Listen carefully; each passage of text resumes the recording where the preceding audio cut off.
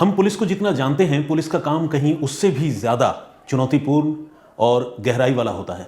बाहर से हमें इन चीज़ों के बारे में उतनी जानकारी नहीं मिलती। हालांकि फिल्मों से कई बार हमें इस तरह का इंप्रेशन मिलता है कि पुलिस वाले बहुत खतरनाक काम करते हैं। तो आज मैं आप लोगों को पुलिस के ही ऐसे ही एक इन्वेस्टिगेशन और ऑपरेशन की दास्तान सुनाने वाला हूं जो सांसें रोक देने वाला है।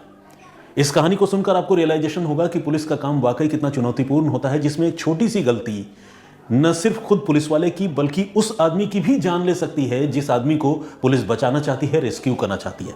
तो आइए शुरुआत करते हैं। ये 3 जून 2001 की बात है। जगह है कर्नाटक की राजधानी बेंगलुरु, और बेंगलुरु में अपर-पेट पुलिस स्टेशन है, ये वहां की बात है। शाम के तकरीबन 4 बजे के आसपास उस वक्त जो उस इलाके के डीसीपी थे, DCP west mister Nisar Ahmed, उन्होंने अपर-पेट पुलिस स्टेशन में अपने आसपास के इलाकों के तमाम पुलिस इंस्पेक्टर्स की एक मीटिंग बहुत आनंद फानंद में बुलाई। पुलिस इंस्पेक्टर्स मतलब जो सीनियर ऑफिसर होते हैं। सारे सीनियर पुलिस इंस्पेक्टर वहां मौके पर पहुंचे जल्द से जल्द अपर-पेट पुलिस स्टेशन में। डीसीपी साहब जो पुलिस स्टेशन के एसएचओ होते हैं, उनकी कुर्सी पर बैठे हुए थे। सामने उनका एक नोन पर्सन, एक गेस्ट बैठा हुआ था, और सारे पुलिस इंस्पेक्टर्स जो वहां पर आए थे 15-20 लोग, उन सारे लोगों को डीसीपी साहब ने चैम्बर के अंदर बुला लिया। कहा दरवाज़ा बंद कर दो। दरवाज़ा बंद कर दिया गया। सारे लोग खड़े हो गए।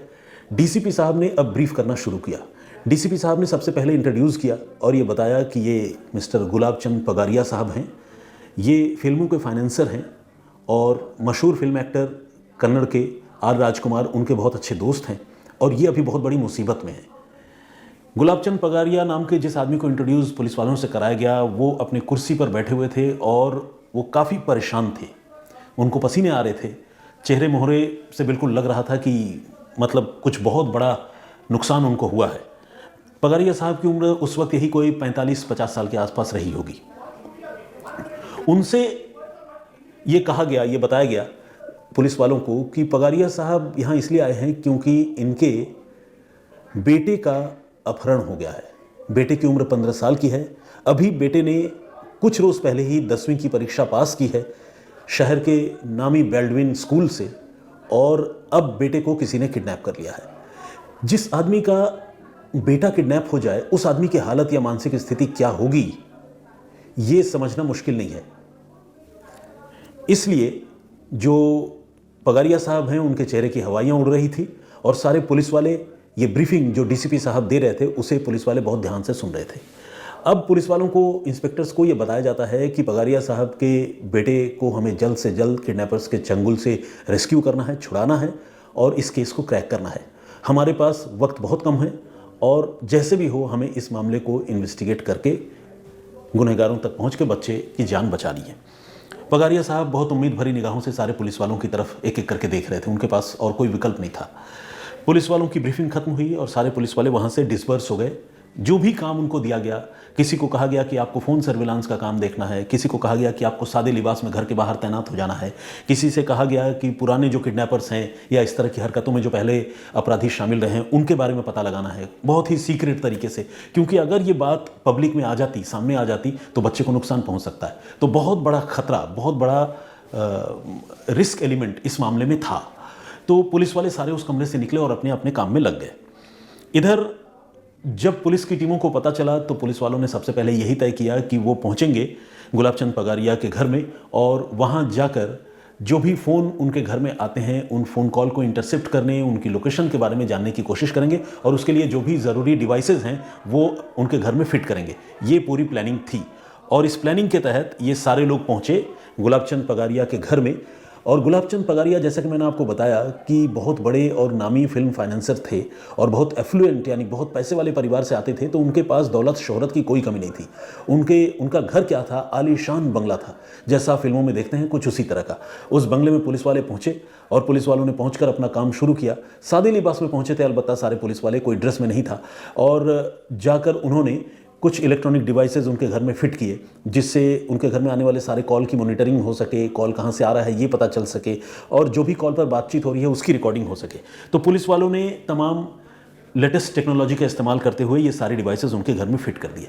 लेकिन अभी ये फिटिंग का जो काम चल रहा था, तब तक वहाँ मिस्टर पगारिया की जो मिसेज हैं यानी बच्चे की माँ प्रेमलता, वो वहाँ पर घर में मिली। वो बहुत दुखी थी और जैसे ही उन्होंने पुलिस वालों को देखा और वो समझ गई कि सादे लिबास में आकर ये मोबाइल और तमाम लैंड फ़ोन सारी चीज़ों को चेक कर रहे हैं, कुछ डिवाइसेस फिट कर रहे हैं, वो देखकर प्रेमलता गुस्से से फट पड़ी। उन्होंने बहुत बुरी तरह से चिल्लाना चीखना शुरू कर दिया और कहा कि तुम लोग भाग जाओ यहाँ से, तुम लोगों की वजह से मेरे बेटे की जान चली जाएगी। पुलिस वाले बहुत ऑकवर्ड सिचुएशन में पड़ गए। एक तरफ तो डीसीपी का ऑर्डर कि इस मामले को सॉल्व करना है, जल्द से जल्द बच्चे को रिकवर करना है, दूसरी तरफ जिसके बच्चे को रिकवर करना चाहते हैं उस बच्चे की माँ जो है इस मामले में बिल्कुल कोऑपरेट नहीं कर रही है और पुलिस वालों को बिल्कुल डांट फटकार रही है या गालियाँ दे रही है। अब सवाल है कि उसकी माँ ऐसा क्यों कर रही थी? तो इसका बहुत कॉमन सा आंसर है कि जो किडनैपर्स हैं उन्होंने ये चेतावनी दी थी कि अगर उन्होंने पुलिस वालों को बच्चे के किडनैपिंग के बारे में बताने की गलती की तो बच्चे को वो बहुत दर्दनाक तरीके से मारेंगे और न सिर्फ मारेंगे बल्कि उसके टुकड़े टुकड़े कर देंगे। आप समझिए कि कितनी भयानक ये चेतावनी हो सकती है जो किसी भी माँ या बाप को सुनने को मिले। तो जो माँ है प्रेमलता, बच्चे की माँ, उसने ये चेतावनी खुद सुनी थी, इसलिए वो बहुत डरी हुई थी और वो किसी भी कीमत पर ये नहीं चाहती थी कि इस मामले में कोई भी पुलिस वाला इन्वॉल्व हो। लेकिन वो क्या करती, उन्होंने अपने पति को गुलाबचंद पगारिया साहब को इस घटना के बारे में बताया और जब गुलाबचंद साहब को बताया तो उनको ये लगा कि हम अपनी तरफ से उन किडनैपर्स से डील करने की कोशिश करें, उससे बढ़िया है कि हम पुलिस वालों की शरण में जाएं, कहीं ऐसा ना हो कि हम पैसे भी दें और हमारा बच्चा भी हाथ से चला जाए। वो भी इस डायलेमा में थे, लेकिन उन्होंने हिम्मत जुटाकर पुलिस को कंप्लेंट किया और कंप्लेंट करने के बाद आपको पता है कि अपर पुलिस स्टेशन में डीसीपी निसार अहमद ने मीटिंग करके सबकी जिम्मेदारी बांट दी थी। यहाँ तक तो कहानी आगे बढ़ गई। अब इसके बाद हुआ ये कि घर में जब सारे ये डिवाइसेस वगैरह लगाने का काम खत्म हो गया और पुलिस वाले सादे लिबास में, कुछ लोग घर में बैठ गए, कुछ घर के बाहर तैनात हो गए, कुछ गली के मोड़ पर खड़े हो गए, पान के दुकान पर कोई सिगरेट पीने लगा, तो इस तरह से पुलिस वाले जब अलग अलग जगहों पर फैल गए और थोड़ा सा मामला सेटल हुआ तो एक फ़ोन कॉल फिर से उनके घर के लैंड फ़ोन पर आया। इस बार जो फ़ोन कॉल आया, उस फ़ोन कॉल करने वाले आदमी ने प्रेमलता को ये बताया कि आखिरकार तुमने होशियारी दिखा ही दी और तुमने पुलिस वालों को ये बता ही दिया कि तुम्हारा बच्चा किडनैप हो चुका है। तुम्हें लगता है कि तुम्हारे लिए 10 लाख रुपए से ज़्यादा, मतलब तुम्हारे बच्चे से ज़्यादा तुम्हारे लिए 10 लाख रुपया जो हम मांग रहे हैं वो जो है ज़्यादा कीमती है, और अगर ऐसा ही है तो और कुछ देर इंतज़ार करो, हम तुम्हारे बच्चे का दायां हाथ काट कर तुम्हें भेजेंगे, तब तुम्हें पता चलेगा कि तुमने कितनी बड़ी गलती की। ये सुनते ही प्रेमलता फूट फूट कर रोने लग गई और उसने किडनैपर्स के सामने फ़ोन पर ही जो है वो हाथ पैर जोड़ने की शुरुआत की और कहा कि उसके बच्चे को बख्श दिया जाए, पुलिस वालों को उसने नहीं बताया है, इनको कहीं और से जानकारी मिल गई, ये खुद चले आए हैं। तमाम तरह की बातें प्रेमलता ने बताई और ये बताने की कोशिश की कि पुलिस वाले जो है अब इस मामले को फॉलो नहीं कर रहे हैं और उन्हें बिल्कुल परेशान होने की ज़रूरत नहीं है, जो भी उनकी डिमांड है वो डिमांड ये पूरी करेंगे और ज़रूर करेंगे। प्रेमलता ने तो ये वचन दे दिया। पुलिस वाले जो ऑलरेडी कॉल ट्रैक करने में लगे हुए थे उनको ये खबर मिली, जानकारी मिली कि ये फ़ोन जो है वो कर्नाटक के ही मांड्या ज़िले से ओरिजिनेट हुआ था। यानी किडनैपिंग भले बेंगलुरु में हुई थी लेकिन इसके तार मांड्या ज़िले से भी जुड़े हुए थे और मांड्या के किसी पर्टिकुलर लोकेशन से वो फ़ोन कॉल किया गया था। अब पुलिस की एक टीम मांड्या में भी एक्टिव हो गई उस कॉलर को ट्रेस करने की कोशिश में, और इधर पुलिस वाले जो है वो बहुत ध्यान से कान लगाए हुए, नज़र गड़ाए हुए ये देखने समझने की कोशिश कर रहे थे कि किडनैपर्स अगला इंस्ट्रक्शन प्रेमलता को क्या देते हैं। तो जो कॉल आया था उसी कॉल में प्रेमलता को किडनैपर्स ने धमकाने के बाद एक इंस्ट्रक्शन दिया, एक निर्देश दिया, और उस इंस्ट्रक्शन में यह बताया गया कि वो बेंगलुरु के ही राजाजी नगर में जो इस्कॉन टेम्पल है उस इस्कॉन टेम्पल के बाहर 10 लाख रुपए कैश लेकर आ जाए और कैश उनके बताए हुए आदमी को दे दे। कैश देते ही कुछ ही देर में उनका बेटा आज़ाद हो जाएगा और अपने घर लौट आएगा। अब प्रेमलता की हालत और गुलाबचंद पगारिया की हालत ऐसी थी, मरता क्या ना करता वाली। वो किडनैपर्स की हर बात मानने के लिए तैयार थे क्योंकि उनके कलेजे का टुकड़ा जो है वो किडनैपर्स के चंगुल में था। तो प्रेमलता ने आनन फानन में 10 लाख रुपए तैयार किए। मैंने आपको पहले ही बताया है कि वो फिल्म फाइनेंसर हैं तो पैसों की कमी नहीं है।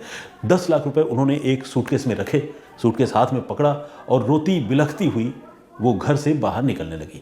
ये सब कुछ जब घर के अंदर चल रहा था, चूंकि घर के अंदर कुछ पुलिस वाले सादे लिबास में थे, कुछ बाहर खड़े थे, तो सारे पुलिस वाले एक म्यूट स्पेक्टेटर के तौर पर, यानी एक खामोश तमाशबीन के तौर पर ये सारी चीज़ें पुलिस वाले देख रहे थे।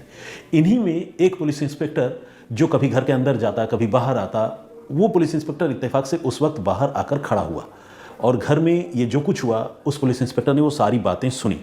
इस पुलिस इंस्पेक्टर का नाम है एसके उमेश। तो एसके उमेश ने ये सारी बातें सुनी, वो बाहर आए। बाहर आने के बाद उन्होंने देखा कि गली के मोड़ पर दूर में एक ऑटो रिक्शा यूं ही खड़ा है। पुलिस वाला, ये जो मिस्टर उमेश हैं, ये उस ऑटो रिक्शे तक गए, ऑटो रिक्शा ड्राइवर से छोटी सी बातचीत की, उसे ऑटो रिक्शा से नीचे उतारा। उसकी जो वर्दी थी खाकी रंग की, ऑटो रिक्शा वाले बेंगलुरु में खाकी वर्दी पहनते हैं, उसकी वो खाकी वर्दी जो है ली और खुद पहन ली। और पहनने के बाद उससे कहा कि मैं पुलिस वाला हूँ, अपना परिचय दिया, नंबर दिया, डिटेल दे दी और कहा कि अब मैं तुमसे थोड़ी देर बाद में मिलूंगा, तुम जाओ आराम करो, मैं तुमको खुद कांटेक्ट करूंगा, घबराना नहीं है। ऑटो रिक्शा ड्राइवर उस सिवियरिटी को, उस गंभीरता को समझ गया और उसने फ़ौरन इस पुलिस वाले को, पुलिस इंस्पेक्टर एसके उमेश को अपना ऑटो रिक्शा दे दिया और वहाँ से निकल गया, चला गया। एसके उमेश अब ऑटो रिक्शा लेकर तैयार, स्टार्ट करके उन्होंने, अब वो इंतज़ार करने लगे कि कब प्रेमलता बाहर निकले और ये जो है ऑटो रिक्शा लेकर घर के सामने पहुंच जाए। इत्तेफाक से टाइम का जो सिंक्रोनाइजेशन है, जो टाइम का एक दूसरे से मिलने वाली बात है, वो बिल्कुल परफेक्टली मैच हुआ। प्रेमलता कैश लेकर, 10 लाख रुपए कैश लेकर, सूटकेस लेकर रोती हुई घर से बाहर निकली और जैसे ही उन्होंने अपने बंगले के गेट से बाहर कदम रखा, एसके उमेश ऑटो रिक्शा लेकर, ऑटो रिक्शा ड्राइवर बनकर प्रेमलता के सामने आकर खड़े हो गए। तुरंत प्रेमलता ऑटो रिक्शा में बैठ गई। इससे बढ़िया क्या हो सकता था कि कोई ऑटो रिक्शा वाला इत्तेफाक से वहाँ से गुजर रहा हो और प्रेमलता ने उसे बुला लिया हो। तो प्रेमलता उस ऑटो रिक्शा में बैठ गई। उन्हें ये बिल्कुल दूर दूर तक भी इस बात का कोई अंदाज़ा नहीं था, कोई गुमान नहीं था कि वो जिस ऑटो रिक्शा में बैठ रही हैं, वो ऑटो रिक्शा ड्राइवर जो है असल में एक पुलिस वाला है, क्योंकि खाकी रंग का ड्रेस उसने शर्ट के ऊपर पहन ली थी, सिविल लिबास में वो थे, तो देखकर कोई भी उसको ऑटो रिक्शा ड्राइवर समझता। तो इंस्पेक्टर उमेश को उन्होंने ऑटो रिक्शा ड्राइवर समझा और कहा कि फ़ौरन मुझे इस्कॉन टेम्पल राजाजी नगर ले चलो। इंस्पेक्टर साहब ने ऑटो रिक्शा चलाने की शुरुआत की। कई एक जगह पर उनकी ऑटो रिक्शा भिड़ते भिड़ते बच गई और कई जगह ऐसी भी हालत हुई कि ऑटो रिक्शा का हैंडल काफ़ी कांपने लगा, लहराने लगा। अगर आप में से किसी ने कभी 3 व्हीलर चलाने की कोशिश की हो, चाहे वो ऑटो रिक्शा हो या रिक्शा हो, आपने देखा होगा कि इस तरह की गाड़ियाँ जो है वो एक तरफ जो है भागती हुई महसूस होती है चलाते वक्त, तो चलाना थोड़ा टफ होता है। तो ये जो इंस्पेक्टर साहब हैं, ये भी पहली बार ऑटो रिक्शा चला रहे थे, तो उनसे वो गाड़ी ठीक से कंट्रोल नहीं हो रही थी। तो जो मिसेस प्रेमलता थी, उन्होंने 1-2 बार इस पुलिस वाले को, इंस्पेक्टर को, जिनको वो ऑटो रिक्शा ड्राइवर समझ रही थी, बहुत बुरी तरह डांटा और कहा कि क्या दारू पीकर तुम ऑटो रिक्शा चला रहे हो, तुम्हें चलाना भी नहीं आता, अभी तुम टक्कर मार देते। लेकिन ये नहीं मैडम, गलती हो गई मैडम। ऐसा करते हुए ये एसके उमेश जो है वो लगातार चलते रहे और प्रेमलता रुपए से भरा बैग लेकर ऑटो रिक्शा में बैठी रही। इसके बाद जैसे ही इस्कॉन टेम्पल के पास प्रेमलता को लेकर इंस्पेक्टर उमेश पहुंचे, प्रेमलता ने इंस्पेक्टर उमेश से कहा कि तुम गाड़ी रोको और यहीं पर खड़े रहो, मैं थोड़ी देर में तुम्हारे साथ वापस जाऊंगी या कहीं और यहाँ से जाना होगा तो मैं चलूंगी। बोलकर वो सूटकेस लेकर गाड़ी से, ऑटो रिक्शा से बाहर उतर गई। अब जो ऑटो रिक्शा ड्राइवर था, जैसा कि मैंने आपको बताया, वो तो ऑलरेडी पुलिस इंस्पेक्टर थे, तो उनकी नज़र जो है अब आसपास की गतिविधियों पर टिकी हुई थी। वो ये देखना समझना चाह रहे थे कि प्रेमलता ये रुपयों से भरा बैग किस आदमी को देती है और वो आदमी कौन है, किधर से आता है, कहाँ जाता है, क्योंकि उसी आदमी को पकड़ने से इस बच्चे की किडनैपिंग का केस सॉल्व हो सकता था। तो अब ये जो एसके उमेश है, इंस्पेक्टर कम ऑटो रिक्शा ड्राइवर, ये जो है एक जगह ऑटो रिक्शा खड़ी करके वो बहुत क्यूरियस निगाहों से इधर उधर देख रहे थे।